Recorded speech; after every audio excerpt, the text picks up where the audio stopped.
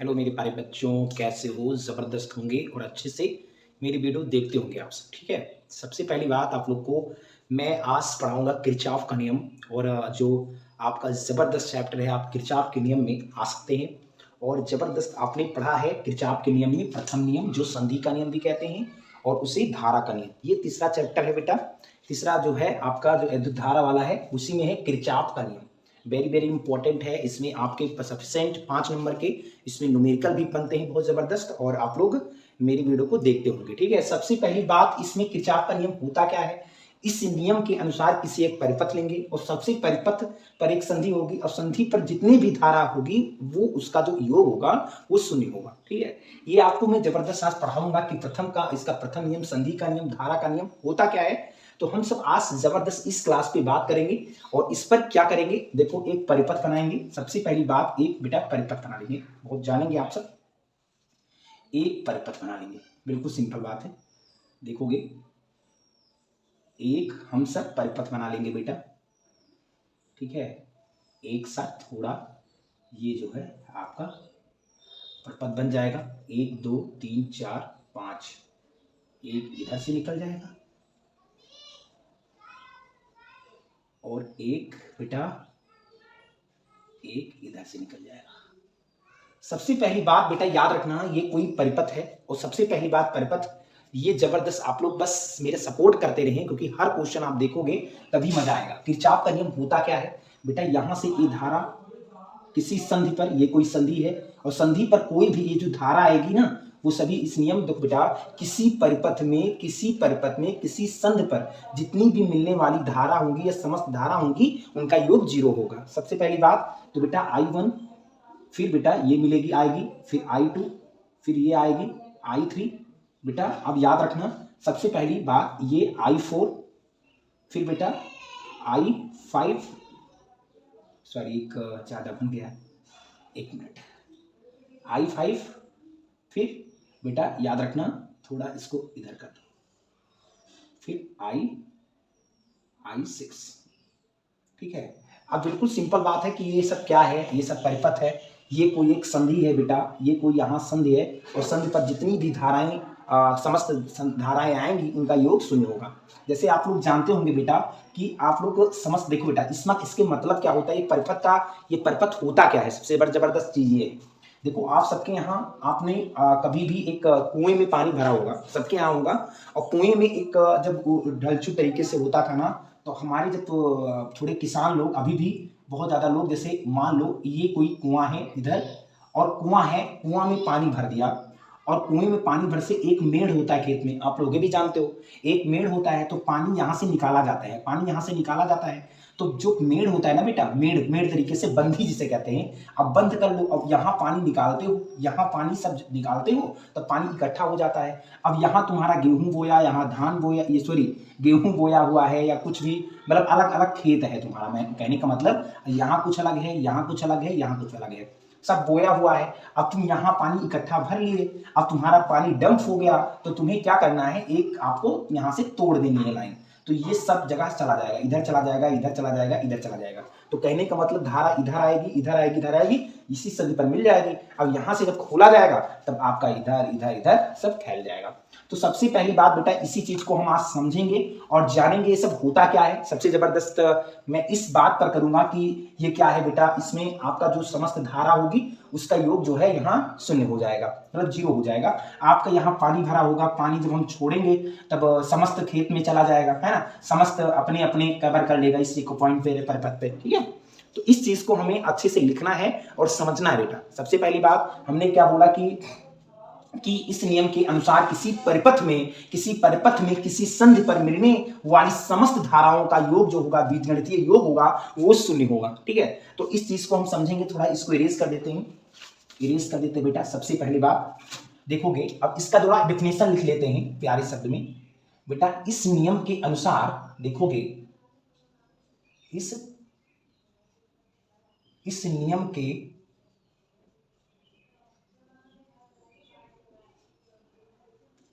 के अनुसार, सबसे पहली बात, इस नियम के अनुसार किसी संधि पर या इस नियम के अनुसार या किसी परिपथ, पहले लिख दो, ये परिपथ है बेटा, किसी परिपथ में, किसी परिपथ में किसी संधि पर,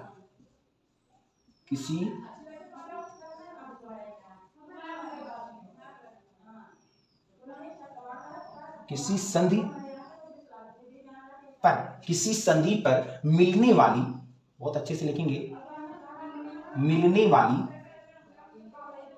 वाली समस्त धाराओं का योग, समस्त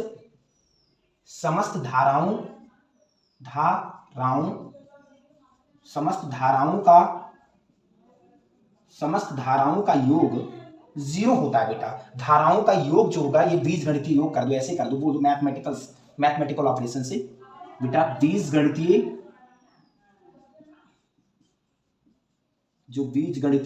बेटा होगा, बीजगणितीय योग 0 होगा।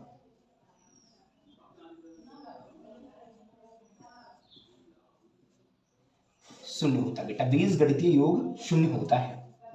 अब इस चीज को हम समझेंगे, इस नियम के अनुसार किसी परिपथ में किसी संधि पर मिलने वाली जो समस्त धाराओं का मान होगा, जो यहां आपका जो समस्त धारा आएगी उनका मान 0 हो जाएगा, मतलब 0 हो जाएगा। मैंने बताया कि बेटा सबसे पहली बात, एक खेत होता है और एक खेत या खलियान में एक आपका एक बिल्कुल मेढ़ तरीके से होता है, जिसे हम जबरदस्त टीला तरीके से कहेंगे। और पानी जब भर लेते हैं तो सबसे पहली बात क्या करते हैं, यहां से हम पानी छोड़ते हैं तो अलग अलग रास्ते पर चला जाता है। इसी को हम बेटा सबसे पहली बात समझेंगे, इस नियम के अनुसार किसी परिपथ में किसी संधि पर मिलने वाली समस्त धाराओं का बीजगणितीय योग 0 होता है। अब इस चीज को आपको डेफिनेशन क्या करना है बेटा, याद रखना, किसी संधि पर मिलने समस्त धाराओं का जो अगर टोटल को दिखाना है बेटा, तो सबसे पहली बात टोटल हम थोड़ा एंड बदलेंगे भाई, देखोगे थोड़ा इसका जो समस्त धाराओं का योग होगा बेटा, ऑपरेशन आएगा आई बराबर जो इसका होगा समस्त धारा होगा उसका मान 0 हो जाएगा। तो इस नियम में हम ये चीज पढ़ना चाहेंगे कि ये होता क्या है, कैसे क्या होता है, इसमें हम सब चीज जानेंगे बेटा। दिख रहा है ना, तो सबसे जबरदस्त चीज है बेटा, आप लोग देखोगे इसमें क्या होता है। देखो जो धारा आएगी बेटा, देखो ये धारा इधर से सब आ रही है, मतलब I1 plus I2 plus I3, जो धारा बेटा एक ही डायरेक्शन में, देखो बेटा जो एक ही डायरेक्शन में आ रही है बेटा, एक ही, जैसे ये धारा इसी पे आएंगी, ऐसे आएंगी, उनका जोड़ हो जाएगा, और जो धारा निकल रही अपोजिट डायरेक्शन में वो बेटा माइनस में हो जाएंगी। बहुत इंपॉर्टेंट चीज लाइन है बेटा। तो I4 फिर ये देखो जा रही है ना, अपोजिट डायरेक्शन है, I5 minus I6 equal to समस्त धाराओं, बेटा समस्त धाराओं का योग 0 होता है। तो जो आ रही है धारा ना, जो सेम डायरेक्शन में है उनका प्लस हो जाएगा, और जो अपोजिट डायरेक्शन है बेटा उनका माइनस हो जाएगा।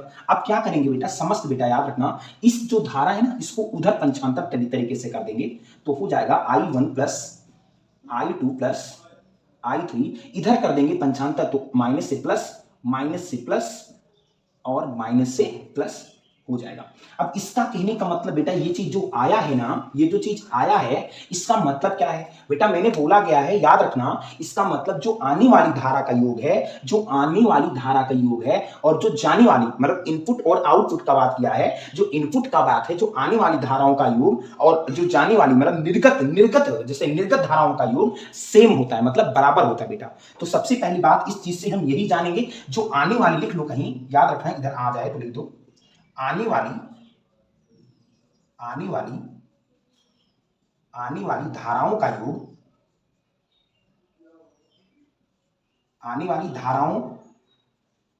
योग, आता नहीं, थोड़ा इस चीज को हम थोड़ा अभी लिख देंगे, इसको स्क्रीनशॉट कर लो बेटा, जो आने वाली धारा का योग और जाने वाली धारा का योग है। अब इसमें क्या है बेटा, ये जो इनपुट है और आउटपुट है ये दोनों इक्वल है, सबसे पहली बात। तो इस चीज को मुझे लिखना है, ठीक है। तो इसको इरेज कर देते हैं, थोड़ा हम देखेंगे, इसको आप लोग डेरिवेशन कर लो जबरदस्त। इस नियम के अनुसार किसी परिपथ में किसी संधि पर मिलने वाली समस्त धाराओं का बीजगणितीय योग 0 होता है। सिग्मा आई, हम सिग्मा कर सकते हैं क्योंकि आपका जो टोटल होता है ना बेटा, वो सिग्मा कर सकते हैं। सिग्मा आई बराबर 0, तो I1 plus I2 minus I4 I minus I5 minus I6, ये जो होगा बेटा क्यों हुआ, क्योंकि यहाँ प्लस जो सेम डायरेक्शन है, सेम डायरेक्शन के लिए बेटा प्लस लगता है, और जो बेटा अपोजिट में जा रहा है ना उनके लिए माइनस लगता है। तो ये चीज हमने इसीलिए प्लस और माइनस में लिखा। तो आप लोग इस चीज को नोट कर लो, और बेटा हम इसको इरेज करते हैं। देखो बेटा सबसे पहली बात ये क्या है, देखो, अब ये जो है ना, ये आया, ये चीज आया, इसका कहने का मतलब है जो आने वाली धारा का योग है बेटा, जो आने वाली धाराओं का धाराओं का आने वाली धाराओं का योग बराबर निर्गत, जो निर्गत मतलब जाने वाली निर्गत धाराओं का योग बराबर होता है। कहने का मतलब जो आने वाली धारा है और जो जाने वाली धारा है उसका योग शून्य होता है। मतलब कहने का मतलब बेटा, सबसे पहली बात, इनपुट और आई, इनपुट कहने का मतलब इनपुट और बराबर याद रखना आउटपुट हो जाएगा बेटा, आउटपुट। तो इसका कहने का मतलब याद रखना, जो आने वाली धारा का योग है और जो जाने वाली धारा का योग बराबर होता है। तो इस नियम को हम संधि का नियम कहेंगे या हम धारा का नियम मैंने कंप्लीट कर चुका हूं। ठीक है, तो आप लोग इस चीज को स्क्रीनशॉट मान लो। क्या है बेटा, सबसे पहली बात, इस नियम को हम अच्छे से पढ़ेंगे बेटा। ठीक है, अब इसमें हमने द्वितीय नियम पढ़ूंगा, फिर द्वितीय नियम को कहते हैं बेटा बंद पास का नियम या हम कहते हैं वोल्टता का नियम। इस चीज को हम अगर डेरिवेट कर चुके हैं तो हम अगला हम बढ़े बेटा, बढ़ सकते हैं ना। देखो बेटा, देखो ये है द्वितीय नियम या इसे हम बंद पास का नियम कहते हैं या हम वोल्टता का नियम कहते हैं बेटा। इसमें क्या होता है, सबसे पहली बात, किसी परिपथ थोड़ी डिफिनेशन इसकी बड़ी है। इस नियम के अनुसार किसी परिपथ के प्रत्येक बंद पास के विभिन्न खंडों में बहने वाली धारा तथा इसके संगत प्रतिरोध के गुणनफल के बीजगणितीय योग इन पास में लगे विद्युत वाहक बल के बराबर होता है। सबसे पहली बात, इस चीज को योग के बराबर होता है, तो इस चीज को हमें पढ़ना है और जबरदस्त इसका डेरिवेशन मुझे करना है एक चुटकियों में। ठीक है, तो सबसे पहली बात, इसका डेफिनेशन लिखते हैं बेटा। इसमें कोई एक बंद पास होगा। सबसे पहली बात, इसमें दो खंड बनाए हुए हैं, एक पहला बंद पास और ये दूसरा बंद पास बेटा। अब सबसे पहली बात, बंद पास पर हम ध्यान देंगे। अच्छा, ये बंद पास पे हम क्यों ध्यान दे रहे हैं, ये आपका डायरेक्शन है, इस पे बहुत इंपॉर्टेंट ध्यान आपको देना पड़ेगा। तो सबसे पहली बात, हम इसका थोड़ा लिख लेते हैं, इसका थोड़ा ऑपरेशन करेंगे अबर जबरदस्त। ठीक है बेटा, सबसे पहली बात, इस नियम के अनुसार हम करेंगे बेटा, बहुत अच्छे से लिखेंगे। इस नियम के अनुसार, थोड़ा डिफिनेशन आपकी बड़ी है लेकिन आप समझ सकते हो, रटोगे नहीं बेटा। इस नियम के अनुसार बेटा, सबसे पहली बात, इस नियम के अनुसार आपका क्या हो रहा है, किसी परिपथ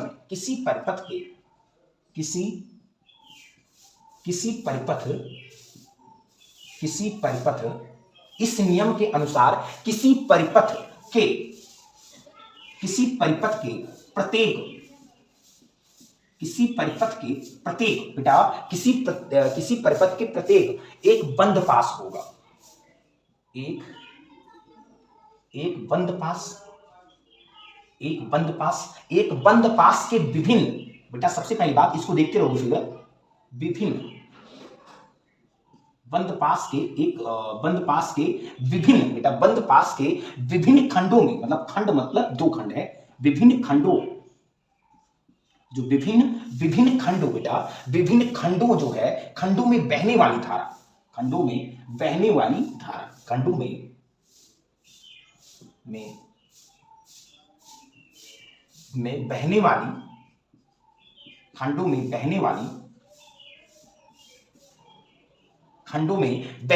धारा तथा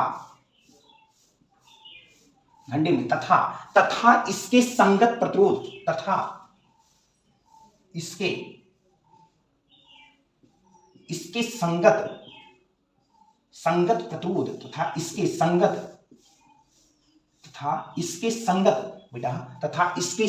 प्रतिरोध बेटा, थोड़ा डिफिनेशन इसकी बड़ी है। संगत प्रतिरोध के गुणनफल बेटा, संगत प्रतिरोध के गुणनफल तथा गुणनफल का बीजगणितीय योग, थोड़ा लिख लोगे बेटा, बीजगणितीय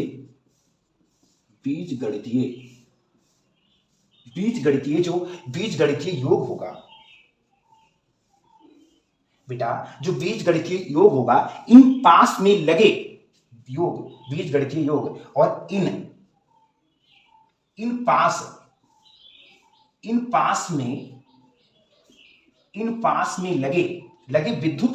पास में लगे विद्युत, एक विद्युत वाहक बल बेटा, विद्युत वाहक विद्युत वाहक बल के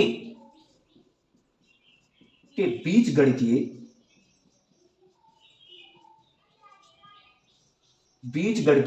योग के बराबर होता है। बीजगणितीय योग के बराबर होता है।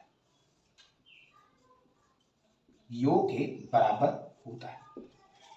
सबसे पहली बात देखो बेटा, इस नियम के अनुसार एक बंद परिपथ है जिसमें दो खंड दिए हुए हैं। इस नियम के अनुसार इसी को द्वितीय नियम या बंद पास का नियम कहते हैं। बेटा सबसे पहली बात, इस नियम के अनुसार किसी परिपथ के प्रत्येक बंद पास के विभिन्न खंडों में बहने वाली धारा तथा इसके संगत या संगत प्रतिरोध के गुणनफल का बीजगणितीय योग इन पास में लगे विद्युत वाहक बल के योग के बराबर होता है। इसका डिफिनेशन से आप याद कर सकते हो। मैं थोड़ा इसमें आपको फार्मूला बताऊंगा। सबसे पहली बात बेटा याद रखना, इसका जो होगा बेटा, इसका जब ऑपरेशन करोगे तो ये जो इसका होगा बेटा, इसका इधर लिख लेते हो बेटा। इसका डिफिनेशन से अच्छा आपका जो देखो आई आर, मतलब आई आर मैंने क्या किया, देखो इसका जो संगत प्रतिरोध मतलब इनमें बहने वाली धारा तथा इनके संगत प्रतिरोध के गुणनफल, मतलब संगत जो धारा है आई और इसमें संगत प्रतिरोध का गुणनफल मतलब गुणन कर दो। तो गुणन हम नहीं लिख सकते क्योंकि यहां अदिश या सदिश की बात हो जाएगी। तो बेटा सिग्मा आई इंटू आर बराबर अगर करोगे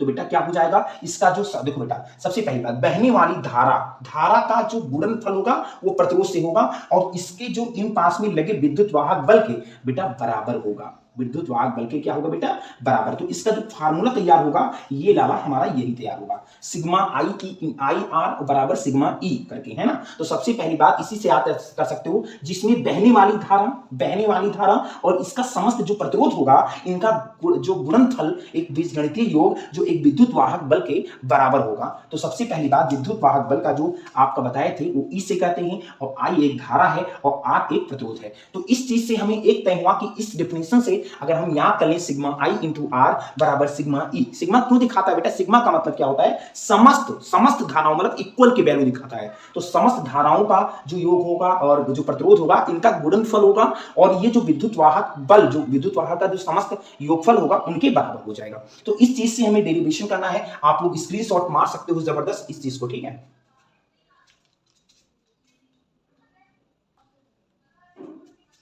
देखो अब इसमें दो खंड थे, मैंने सॉरी इसको मैं बिगाड़ दिया, ठीक है। जैसे कुछ ऐसे ही बना था, फिर से बना लेता हूं। देखो बेटा सबसे पहली बात, मैं द्वितीय नियम जो पढ़ा रहा था देखोगे चित्र से। अब इसका एक पहला देखो बेटा, बंद पाथ मैंने बोला था एक है और ये सेकंड है। तो इस चीज में हम देखेंगे पहले फर्स्ट से बेटा, पहली फर्स्ट से देखेंगे बंद, जो बंद पास फर्स्ट के लिए मतलब पहले के लिए है। पहले के लिए थोड़ा गर्मी बहुत तगड़ी है भाई, थोड़ा मुझे पढ़ना भी होता है, बहुत जबरदस्त। मैं सोच रहा हूँ कि आपको पढ़ा दूं लेकिन गर्मी बहुत है, तो परेशान मत रहना। गर्मी बार बार आएगी लेकिन एक इंटर का जो पेपर है ना, बोर्ड का एग्जाम, हम सब क्वालिफाइड अच्छे से नंबर से करेंगे बेटा। जो बंद पास है उसके फर्स्ट के लिए क्या है ये चीज देखेंगे बेटा। सबसे पहली बात पास थोड़ा लिख जाता है, ठीक है, कोई दिक्कत नहीं बेटा। अब सबसे पहली बात बंद फर्स्ट के लिए जो बात करेंगे हम सब बेटा, सबसे पहली बात हम बात करेंगे I1 है बेटा ये। तो हम सबसे पहली बात I1 और R1 बेटा याद रखना, इसमें एक चीज का कमाल होता है, इसमें तीर का कमाल होता है बेटा। देखो ये जो तीर बनी हुई है ना, ये सब देखो, ये तीर अगर एक ही डायरेक्शन में है तो बेटा देखो, अब सबसे पहली बात आपका एक ही डायरेक्शन में बनी हुई है तो बेटा माइनस होगी, और जो अपोजिट डायरेक्शन में हो तो बेटा प्लस होगी। तो सबसे पहली बात इस चीज का हम निर्णय करेंगे I1 इंटू R1, ठीक है। फिर बेटा I2 माइनस R2 बेटा, देखो ये बेटा I1 है, ये देखो एक ही डायरेक्शन में जा रही है, फिर I1 हो जाएगा, ठीक है। फिर बेटा I1, फिर I1 हो गया, फिर R1 हो गया। अब बेटा ये देखो, फिर I2 फिर R2 बेटा, ये अपोजिट, देखो इधर से सेम डायरेक्शन है, अब इधर अपोजिट डायरेक्शन जा रही है। अगर अपोजिट डायरेक्शन में है तो बेटा अपोजिट डायरेक्शन में माइनस होती है, बात बहुत इंपॉर्टेंट है बेटा। देखो ये देखो लाइन, ये देखो तीर का पहले इसी से न्यूमेरिकल हम लगा देंगे। न्यूमेरिकल लगाने को आएगा, जैसे कोई बोल दे कि एक बंद पाथ है, ऐसे करके बोलेगा, फिर इसमें 4 दे देगा, 5 दे देगा, इसी से न्यूमेरिकल लग जाते हैं, क्योंकि न्यूमेरिकल बहुत इंपॉर्टेंट है भाई। तो देखो सबसे पहली बात, देखो ये एक ही सेम डायरेक्शन में है, देखो ये यहाँ तक सेम डायरेक्शन है, फिर यहाँ अपोजिट डायरेक्शन चलने लगा तो अपोजिट डायरेक्शन के लिए बेटा माइनस लगाएंगे, तो बेटा क्या हो जाएगा R2 हो जाएगा। अच्छा, तो मैंने क्या बोला था कि आपने पहला परिभाषा के नियम से कि जो इसमें समस्त धारा होगी और इसमें जो संगत प्रतिरोध होगा ये इनका जो गुणनफल होगा और इनका जो विद्युत वाहक बल के बराबर होगा। तो बेटा यही मैंने किया है, जो इनका धारा और प्रतिरोध का गुणा कर दिया है और विद्युत वाहक बल जो होगा E1, बेटा E1 है, इधर से जा रहा है, फिर इधर उल्टा हो गया तो E1 माइनस E2 हो गया। तो ये बंद फर्स्ट जो पास है उसके लिए हो गया बेटा, ये सबसे पहली बात बंद पास फर्स्ट के लिए हो गया। अब सेकंड की अगर बात करेंगे बेटा, सबसे पहली बात तो इसका जो बनेगा आपका I1 करके कुछ ऐसे आपका जो बन जाएगा, ठीक है, बिल्कुल सिंपल बात है, I1 R1 minus I2 into R2 बराबर E1 माइनस E2, ठीक है। अब बेटा हम बात करेंगे बंद पास सेकंड के लिए, किसके लिए बेटा, सेकंड के लिए बात करेंगे। सबसे पहली बात सेकंड के लिए क्या बात करेंगे इसमें हम, अब बेटा इससे बात करेंगे, इससे नहीं करेंगे, अब इससे करेंगे। अब इसमें क्या होगा बेटा, सबसे पहली बात इसमें आप एक चीज देखो कि इधर से डायरेक्शन तो आ रही है और इधर से फिर ऐसे चली जा रही है, बिल्कुल ऐसे ही, मतलब सेम डायरेक्शन है। इधर से देखो, ये इधर से सेम ही डायरेक्शन, इधर से आई फिर ऐसे साथ चली जाती है। इधर अपोजिट थी तो अपोजिट के लिए माइनस बताए थे और सेम डायरेक्शन जो होंगे बेटा वो प्लस होंगे। सबसे पहली बात तो बेटा हम सबसे पहली बात इसका जब ऑपरेशन करेंगे तो बेटा I2 इंटू R2 कर देंगे, I2 इंटू R2 बनेगा, ठीक है। फिर बेटा प्लस लगेगा क्योंकि यहां देखो सेम डायरेक्शन है बेटा, तो I2 फिर I3 इंटू R3 है, ठीक है, I3 है फिर R3 है बेटा। और जो इसका विद्युत वाहक बल है वो बेटा E है, क्या बेटा, E है। यहाँ E1 माइनस E2 तो मिला था और जो यहाँ मिला था ना ये टोटल का मिलेगा बेटा, यहाँ E मिलेगा। तो सबसे पहली बात इसका थोड़ा स्टेप आगे है कि I2 फिर R2 बेटा प्लस बेटा I3 की वैल्यू अगर देखो तो बेटा क्या दिया है, I3 की वैल्यू दिया है I1 प्लस I2 करके, ठीक है, और इंटू बेटा दिया है R3 और बराबर E दिया है। इसी को हम बंद पास जो है सेकंड का नियम कह सकते हैं, ठीक है। इससे हमें ये पता हुआ और इससे ये मुझे पता हुआ, इसका जो डेरिवेशन करके आया। अच्छा, एक चीज और आ सकता है कि ये किस सिद्धांत पर ये कार्य करता है या किस सिद्धांत पर आधारित रहता है, ये क्वेश्चन पूछ सकता है, बोर्ड एग्जाम में पूछा था ऑप्शन में 1 नंबर या 2 नंबर, ऑप्शन में कहने का मतलब 1 नंबर में किस सिद्धांत पर कार्य करता है या आधारित होता है। तो सबसे पहली बात इसमें लिखेंगे ये आधारित जो होता है ऊर्जा के संरक्षण पर होता है बेटा, ये ऊर्जा का संरक्षण जो होता है ना उस पर होता है बेटा। सबसे पहली बात ये ऊर्जा का संरक्षण होता है। सबसे पहली बात हम इस चीज को देखेंगे और इस चीज को नोट करेंगे, स्क्रीनशॉट मार लेंगे। आपको मैं आज किरचॉफ का नियम पढ़ा दिए पूरा टोटल कंप्लीटली कि सेकंड नियम क्या होता है और द्वितीय नियम क्या होता है। इस चित्र को आपने देखा कि तीर की मदद से अगर तीर सेम डायरेक्शन में है बेटा तो यहाँ प्लस, अगर अपोजिट डायरेक्शन में जा रही है तो बेटा माइनस लगेगा। तो इस नियम को हमें अच्छे से पढ़ना है और नोट करना है, स्क्रीनशॉट मार सकते हो बेटा। तो मिलते हैं अगली क्लास में और लला मेरे वीडियो को शेयर करते हो, जितने भी दोस्त हैं अच्छी लगे तो लाइक करो, अगर अच्छी ना लगे तो डिसलाइक भी कर सकते हो आप, ठीक है।